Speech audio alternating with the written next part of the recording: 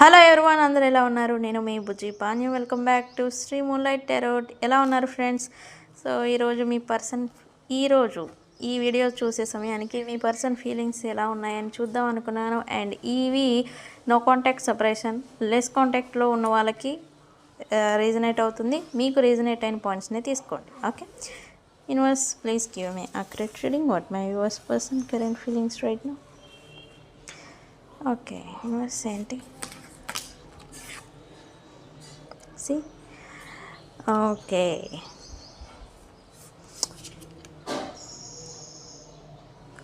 Okay, looks like ఈ person మీ వాల్యూని తెలుసుకున్నట్టుగా ఉండింది. డిసిజన్ మేకింగ్ అంటే ఈ పర్సన్ మైండ్లో డిసిజన్ అనేది ఇంకా పూర్తిగా తీసుకోలేదు. స్టిల్ కన్ఫ్యూజన్ అనేది మీ గురించి ఉండింది.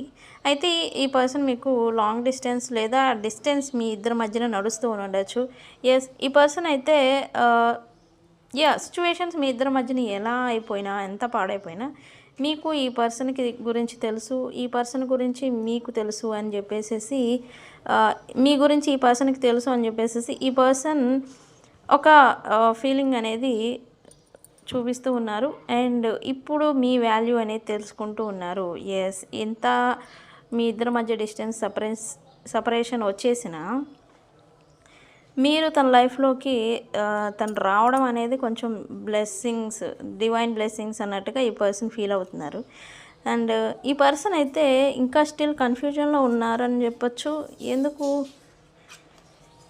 ఇప్పుడు ఈ పర్సన్ మీకు రికన్సిలియేషన్ చేయొచ్చా లేదా రావచ్చా, ఇది టైమేనా, కరెక్ట్ టైమేనా అనేలాగా ముందుకి వెనక అడుగు వేస్తున్నట్టుగా ఎనర్జీ చూపిస్తుంది.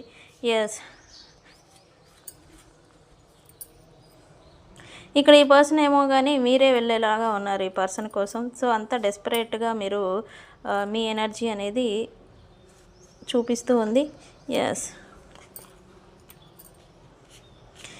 పాస్ట్లో ఈ పర్సన్ మీకు తన బిహేవియర్, ఓన్ నార్సిస్టిక్ బిహేవియర్ వల్ల ఈ పర్సన్ మిమ్మల్ని దూరం చేసుకొని ఉండొచ్చు. బట్ ఇప్పుడు దానివల్ల మళ్ళీ మీరు తనని యాక్సెప్ట్ చేస్తారా చేయరా అనేది కొంచెం కన్ఫ్యూజన్, అందుకే డౌట్ ఈ పడుతూ ఉన్నారు. కన్ఫ్యూజన్ అయితే ఖచ్చితంగా ఈ పర్సన్ మీతో మీ గురించి థాట్స్ ఉన్నాయి, మళ్ళీ ఫీలింగ్స్ అనేవి వస్తూ ఉన్నాయి. But still confusion, on and of, accept చేయనా వద్దా, ఇట్లా రెండు రకాలుగా ఆలోచిస్తున్నట్టుగా ఇక్కడ చూపిస్తూ ఉంది. ఎస్ ఆర్ నో మధ్యన. Okay, so please subscribe.